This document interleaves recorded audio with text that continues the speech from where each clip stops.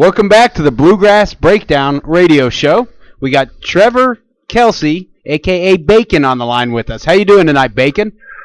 I'm great, guys. Thanks for having me. Thanks so much for coming on.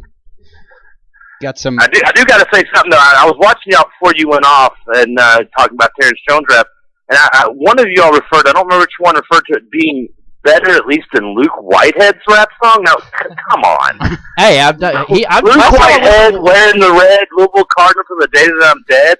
I mean, that's just classic line. That's like Little Wayne cries here. It's genius. It's not bad, but I guarantee you Terrence Jones's one video has more hits on YouTube than all 3 CDs of Luke Whitehead. He's a disaster. Oh, yes. And in fact, when I found the Terrence Jones, somebody texted me that the other day, like, you got to go to YouTube. Check this out. I went there. It was at 112 hits. The next morning at 9 a.m., I went on there again to check it to record the audio, and it was over 10,000. Jeez. I mean, that just... And a funny story, you mentioned the Whitehead CD in the cell. I used to work at a store in the mall called Cardboard Heroes. It's a sports store. Worked there for 5 years. And when Whitehead CD came out, we had him come in for that CD to promote it.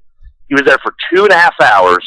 We sold 2 CDs. When I left there 3 years later, we had about 40 or 50 of them left. We used to take them out back and use target practice with BB guns for them for fun. Me and the rest of the boys, we'd just get real baked and drunk and go out and just shoot them at like skeets. It was hilarious. Now, I've gone into Cardboard Heroes a few times, and I always see Louisville gear 50% off. Why can't I ever get Kentucky gear 50% off? It sells. I wish I could say it differently, but it sells more than Louisville shit. That's all. That's just how it is, and you're going to see a lot of Ohio State stuff. That company's mainly based out of Columbus. That's why you're going to see so much Archie Griffin. And there's a lot of Cleveland and Cincinnati things too. Yeah, they're based out of. I worked there for 5 years. I was a shift supervisor there. I loved it. Still going there and get my discount, and but they're based. They have, I think, 7 stores in Ohio and just 2 in Kentucky. So they show a lot of Ohio State stuff down there. In fact, David Fulcher, who used to be safety, he was starting safety on the '88 Bengals team. He was the manager of one of their stores when I was there. Wow, played in the Super Bowl. Yep. And again, we got John, he did. He was on that team. We got Trevor Kelsey on the line. You're the producer / host / everything guy for 1450. Yeah, jack of all trades. Jack of all trades. And I was actually listening to your show today. John Renshaw is the most hilarious guy I've ever met in my life. He is. He's the. I grew up listening to Renshaw. He's one. Actually, I've told him this, which is the biggest mistake I ever made in business. I told him he was one of the reasons why I wanted to be in this business. I used to listen to him and Arnie Spanier, Papa Joe Cervai, rest of the RIP for him, and he passed away last year. I grew up listening to them on one-on-one sports out of Chicago, and that's what got me wanting to be in this business. And of course, I told him that one night, and he has never let me live that down still to this day. But I do love Johnny. He is in a league of his own, so to speak. I tweeted that to him during your all show. Hey, why do I get on video, guys? You got to add me on video. Do y'all not want to see my mug on here or something? Hey, we actually told the producer, Matt, over here, we should have you on video, but he wasn't agreeing with it for some reason. Well, apparently not. It's Skype probably good, because I was hitting the ball between y'all's questions. It's probably a good thing. You all don't have me on video. I don't need to be putting any legal evidence on the air. Oh, yeah. So how is working with Renshaw? It's awesome. It is an adventure. He is just. You think he's crazy on the air? He's twice as crazy off the air.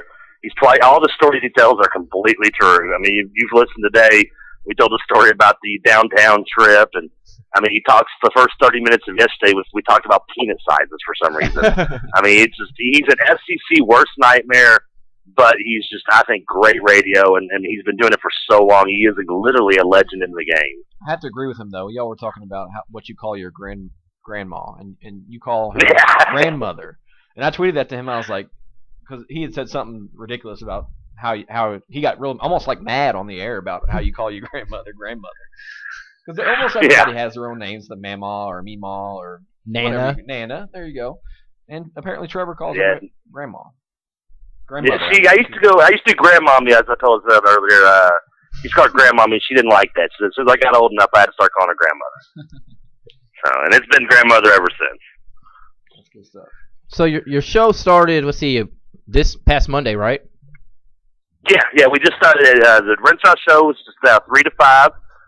Monday through Friday on 1450 Sports Buzz. You can also stream it on the website at 1450 Sports Buzz. And, we'll be on there, followed by the afternoon Sports Buzz. We've got, of course, the Yahoo lineup the rest of the day at the moment. We're going to be carrying NFL and NCAA games starting a week from this, not this weekend, but the next weekend. We're kicking off with some Michigan State at Wisconsin. We'll be doing the 1 and 4 o'clock doubleheader games on Sunday on the station. We've got some other local stuff, hopefully, in the mix coming in.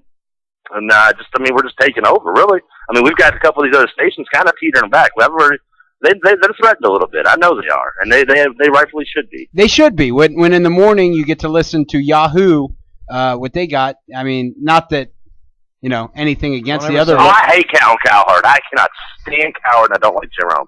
I hate Jim Rome, I would rather wear a UK jersey than listen to Cowherd. That's how much I freaking hate that guy. Steve Zabin is great, and the guests that they have on. I mean, you're talking fantasy football, anything that's relevant and national and great. I mean, they've got it, and they've got a great lineup to do it, and it's just great stuff. It really is. It is Dan Patrick. We do Dan Patrick, which I love, 9 to 12, and I love Sean Pendergast and the Cowper Nation is awesome. If you ever had a chance to listen to his show between 1 and 3, I mean, he's underrated. He got in this business actually winning the Smack Off Awards through Jim Rome's show. Remember that back in the day? I remember that the most extended out award show ever. They do that every year. Yeah. I hate. He won 5 straight and got a radio show out of it. So you know who else got one? Is that Fox Sports guy? What's his name? He's got his own show based out of L.A. He was a stockbroker in New York. JT the Brick. JT the Brick. Yeah, he's done real well. Yeah, he's another. And Travis Rogers, who actually comes on from 4, he doesn't anymore, but yeah, they offer Travis Rogers from 4 to 7 on their national network. He was the former producer of Jim Rome, so he's kind of like a Bill Walsh type tree going on in the radio sports industry. It seems he's been in the business a while. I mean, you can't think it's been a long time since Jim Everett punked him out on national television. That's great. Can we get that video going, Matt? What? Jim Everett? Oh, the Chris Everett? Oh, that's awesome. Chrissy? That's classic stuff. That is. It doesn't get any... I'm not quick on the feet like Trevor here, so I don't have that pulled up. You also, another good one is the Frank, the guy that does the impressions. Caliendo? Frank something, it's on the... Yeah, he does a great joke on, from a few years back, he does a great Jim Rome. He does a great Jim Rome. Completely in syllables. One thing I was wondering was, with the news released today, right, that Pat Forty's leaving ESPN, is he going to be more part of 1450 now that you have Yahoo and that correlation going on? So he's going to be affiliated mostly with the website, which obviously is beating out ESPN as is. They get more hits than ESPN as they have for the last almost over a year now, and rightfully so. I mean, Charles Robinson for their football side has been breaking stories left and right, and they do a great job with Adrian Wojnarowski doing basketball. They cover it right. And he's going to be one of the reasons for supposedly he's leaving is to write for them only is because he's just tired of the kind of the strain and grip that ESPN has on their writers. I mean, it's something he's been made fun of for by. I mean, Matt Jones has made fun of him for it, and other people publicly in this area have made fun of him for it for not being real outgoing with everything. 'Cause remember, the Courier Journal, he went after the stories. I mean, he got in trouble a little bit, I guess, and obviously was suspended for going after Louisville and how he got some information, but he went after them and broke that story, and ESPN doesn't allow that. I mean, they're kind of like they're the Fox News of sports, and unfortunately, but they have a cornerstone on the TV market, so that they're always going to be number one. But they, in terms of internet and investigating reporting, they're far behind, especially Yahoo and even I think CBS Sports with my boy Jeff Goodman and Gary Parrish and them. Yeah, Kentucky fans don't like to they selectively forget that when Forty was with the Courier Journal, he did go after Louisville. Yeah, he got a hold of some information that he wasn't allowed to, and he went public with it, so he made a little mistake there. But yeah, he brought out that some problems that Louisville was doing a little bit, and he went after him and got it. And I think UK fans would love him, but he's friends with Pitino. So, and of course, no UK fans don't like anybody who likes Pitino. I mean, it's obvious. I don't blame you. I wouldn't either if I was a Kentucky I like fan, Karen Cipher. Like who? Karen Cipher. She liked Pitino. I don't blame Karen Cipher. I don't do it to joke. She wasn't that bad in that one like picture. 2 in the morning after you've been drinking? I mean, come on. I agree. I totally agree. She's twice as good as anything a Pledge thing Bill Clinton got. Hey, he did not have sexual affairs with that woman. Yeah, no, he didn't even finish. That's a man for you. Patino sure Lord, did. how do you give up? Patino sure did. I was looking at your Oh, Facebook yeah, he page. finished. I was actually looking at your Facebook page, and I was looking through your pictures, and you have something on there, Patino, on one of the, I think it's the Sean Penn or Sean Connery movie. Oh, gosh, what was it? I'll find it in a minute. It was great. It was talking about him finishing fast. Oh, gone in 60 seconds or gone in 15 seconds? Gone in 15 seconds. I never saw that. Yeah, UK fans love to tag me and that stuff, and I'm a good sport, so I don't ever take my name off and I leave it on there. I knew that joke was a good one. I would have come up with that too if I hated Patino. If it was something with Kentucky's coach, I accept any good joke as long as it's not stupid. I'll accept it, even if it's against my team, which I love. I mean that's just good humor, and that's what you get. I mean that's what the hate of a rivalry is all about. Exactly. You should hate and make fun of them. Exactly. I hate Kentucky. I mean I'm going to make fun of them, but it doesn't mean I don't respect them. Doesn't mean I don't accept a good joke. Yeah, I totally agree. I mean, the rivalry has to stand strong. So for the ones that say, oh, all the talking, like last week with the Ripatino and the Cal bashing at each other, little small love shots. Though that's great for the rivalry. Yeah, love it. I mean, I've said this on the air, and I still stand by it.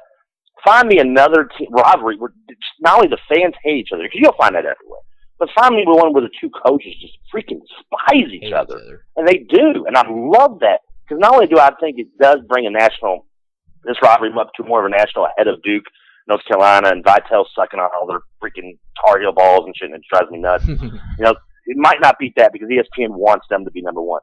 But nationally, other than that, it brings us up and it should let everybody know that this rivalry is as big and if not bigger than anything else in sports, and that's what I wanted to do. Yeah, we talked about that last week, actually. How many, as we're doing here, a smaller grassroots type of radio show, go to North Carolina and, that area. How many radio shows are talking sports, 24/7, about their local programs? There's none. No, I mean, I'm sure they love their sports. I've been to every city, and I think Texas, there's probably parts of Texas, Oklahoma where football's so big, but in football, and this basketball rivalry might not surpass maybe like Alabama, Auburn at that point, but in terms of college basketball, I really truly believe it's the best rivalry. It's better than North Carolina Duke than any other rivalry in this nation. I have no doubt in my mind to make that argument, and I think I stand a very good argument to make. It is. That's a great rivalry. I mean, there's other great rivalries, but the hatred, like I said, between the fans, like you say, the talk, nonstop. I mean, they would rather talk about recruiting during the summer than any other sport. I mean, where else do you see that kind of recruiting talk, especially in Kentucky side? And I can't stand recruiting talk. I suck at it. And it's so big now that I almost have to know about it to even be relevant in our business. Yeah, there's going to be a lot of recruits, in town this weekend, going to Big Blue Madness. There was a couple, number one player in the class for 2013 was at Louisville, I think, last week or so. Parker. Yeah. It's one of the bigger things around college basketball nowadays, with the way the internet sites and, it's just blown up. I don't get into that the YouTube videos and watch. I'm not going to learn. You're going to see a certain degree of how good a kid is. You can tell. You can watch a kid like Andre Drummond, Anthony Davis, know how good he is. But how am I supposed to know? I'm not going to really judge him by watching him go against a bunch of 5'10" white kids from from KCB-like school. No offense if you went there. I went to Wagner. Trust me, we freaking suck at everything. And I made the varsity basketball team, and I still weigh about the same as what I did there. So that's but I don't get that. I'm going to take it for a grain of salt for what it's worth. The YouTube videos, they're highlight reels. That alone tells you what you're going to see. It's more of a hype machine. I want to see the guy playing good defense. I want to see good on-ball defense, help defense, weak side shot blocking, setting picks, boxing out. I'll never forget when the Warrior White game, Samardo's freshman year, I got ripped when I did the show with Jody Demlin and Matt Jones, Sports Night over on Rose Ticket. I got ripped by UofL fans for saying how Samardo Sam just doesn't block out. He's not a very good rebounder. He's slow of foot defensively. They ripped me. You're freaking high and crazy. He had 38 points and 72 rebounds, whatever the fuck he put up. Some ungodly numbers. I don't care about that. I've sat there and watched him play and could tell all the problems he had. And as soon as you saw him in regular competition against real athletes, you saw those problems come to light, and it was more evident. And I just kind of sat back and was like, You probably were high though, right? Say what? You probably were high though, right? Oh, I was. I mean, yeah, there's no doubt about it. I was awake, but it doesn't mean I still can't judge basketball. I've been able to grade basketball kids for almost 20 years. I think I got it down to a science. And Trevor, I know, again, we got Trevor Kelsey on here, 1450 The Sports Buzz, the new 24/7 radio station here in the Louisville area, which is great. 1450thesportsbuzz.com, is that right? Yeah, thesportsbuzz.com. Yeah, we got streaming live up there. We got great blog posts on there. I know you guys are always contributing stuff over there, which I love because I'm the most illiterate person in the world. I can't write worth a shit, and I do. It's always horrible grammar. You can't tell by me talking right now. Because you were high. Or bad spelling. There's some grammar. Can we put that song on because I got high? No. There's some grammar errors, but I've read some good articles by you, Bacon. Don't sell yourself short. I have. A little bit of grammar errors. You get my point, but I guarantee you would make an English teacher put a gun in their mouth. Yeah. If you look, I mean, I don't know where the hell a period and I'm horrible at that shit.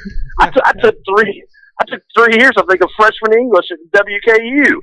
By the time I left, I was still getting 0 levels credit. Now, I was talking to Matt the other day. He was texting me about your all show. You're coming on. Is Renshaw and you going to do a kind of like a satellite show at a local bars anytime soon? I think that's what he mentioned.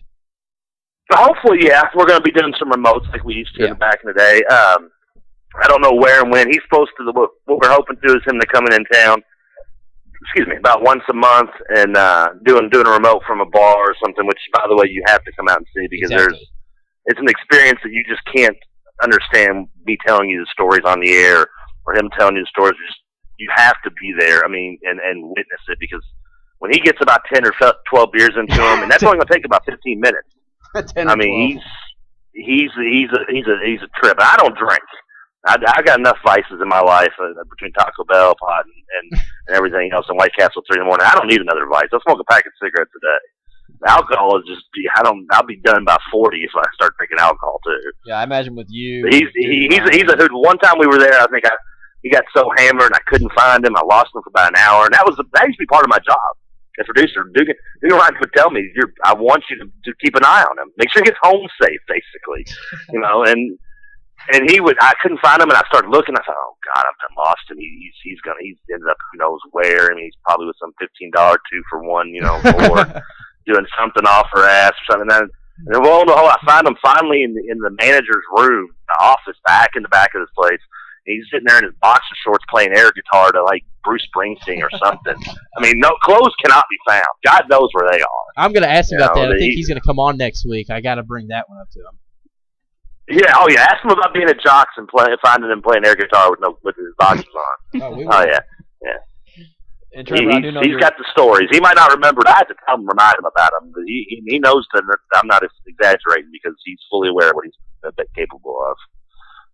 Trevor, I do know that you're a big NBA guy, and that's where a vast majority of your knowledge lays, correct? Yeah, college basketball and NBA. I grew up loving my 2 favorite things growing up. Mostly were this is pretty not much on sport, but it's wrestling and NBA. Those are the 2 things I first loved, and followed by college basketball as I got a little older. But NBA in the early even as far my earliest memories of sports are those 2 things. Watching, early Sixers. I used to be a big Sixers fan with Barkley and the Boston Strangler, Andrew Toney, and I was big into the late '80s and Magic and Lake Show. I didn't have a real favorite team until I was about 12 years old. I officially picked the Pacers, and I've been with them ever since. But I love the NBA in general and still hate the Knicks.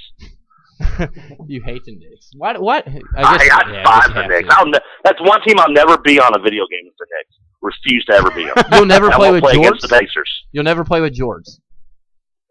With who? George. George, no. Come on. No. I'll trade for him and use him on the game. I don't do that. I'm not like that. I won't use a UK player.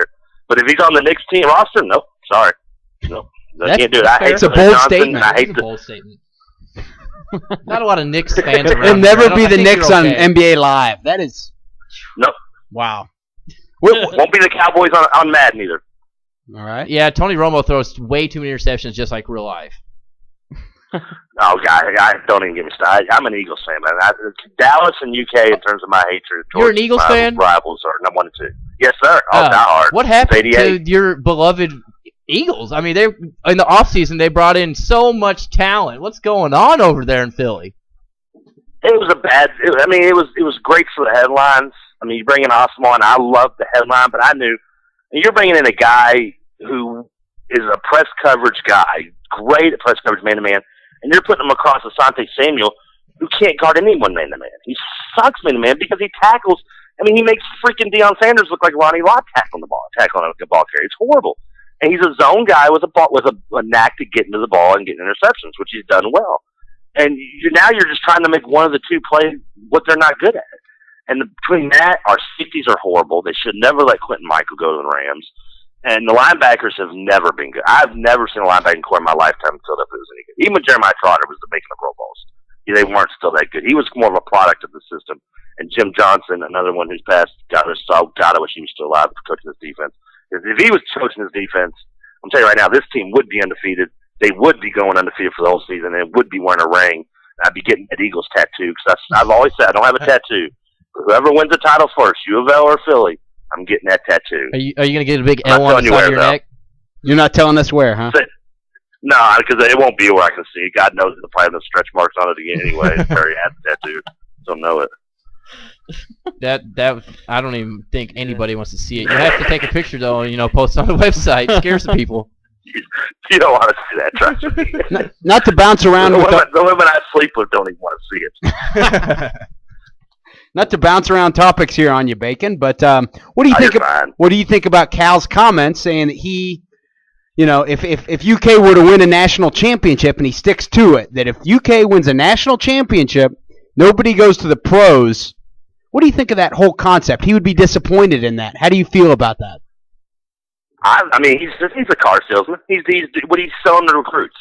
He is selling to recruits and kind of putting the recruits a little bit ahead of the alumni who won a national title and the fans won a national title. But he's also thinking in the back of his mind of what he's going to tell them. If he hasn't said it publicly, he'll sell them privately. They're going to go hand in hand. 99% of the time, if you're going to produce five guys in the first round, unless you do choke pathetically against the Bobby Huggins-led team like they did, or Murray State. I mean, that was just out-coached. That was just pathetic. There was no reason why they should have lost West Virginia. I mean, they just got out-coached and outplayed. And he knows it. And it happens. I mean, you can't be perfect. But, I mean, unless you're the 76 Hoosiers. You're not going to be perfect. And then you're going to have – he wants these kids – because these kids now, I mean, they don't have no loyalty as much to the school as I want them to. Look at the conferences. Why should they? Look at the way they're jumping around. Loyalty. There's no such thing as loyalty anymore. I mean, the fans are loyal, but that's about it. I mean, and he knows that these kids, their main goal is to get in the NBA. So why not? It's just like when he said the draft. This is the greatest day in Kentucky sports history. Yeah, it made a lot of UK fans mad because they know the tradition and they know the history. And of course, it was nowhere near that. But that is on national television. This is going to be nationally talked about, and the recruits see that and hear that, and they go, you know what? This guy's going to put me in the NBA. He's going to get me $12 million. He's going to get me $12 million here, $13 million, or whatever the hell these kids make nowadays. He's gonna get me that money. If I just get a ring and I don't go to the NBA, what's that gonna get me? $36,000 or whatever Terrell Pryor sold his for? I mean, that's not gonna get me 6 Mercedeses and a mouthful of gold teeth. So he wants that. That's who he's selling it to right there. Is the recruits, and that's smart, and that's why he's getting the recruiting classes he's getting. That's what, other than maybe other reasons I like to make fun of him for as a UofL fan, but I won't say that. Right now. Sounds like a pretty fair take. Say what? Sounds like a pretty fair take you have on it, in my opinion.